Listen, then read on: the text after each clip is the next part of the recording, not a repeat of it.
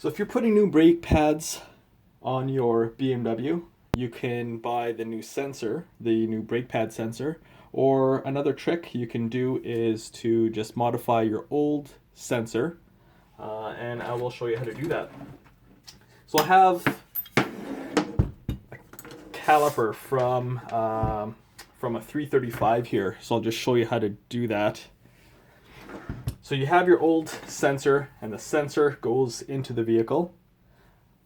And so the sensor right now is plugged into your old pads. So when you pull it out, it usually ends up breaking, which you can see right there. See if I can try to focus. Kind of hard to focus in there. But what you can do is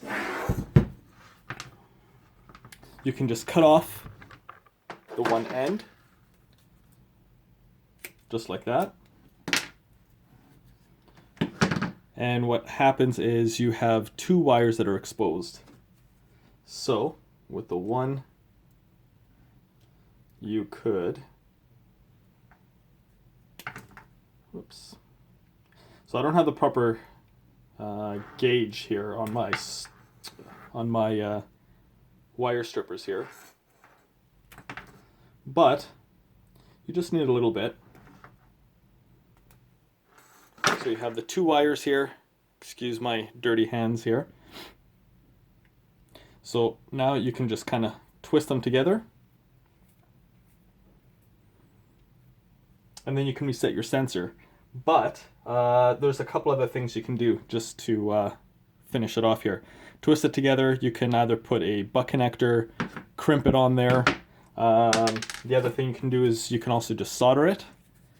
So whatever method you use, solder it, or you can use the butt connector or crimp or whatever. Just make sure you tape the end so that the wires aren't exposed, and then they're not going to get corroded.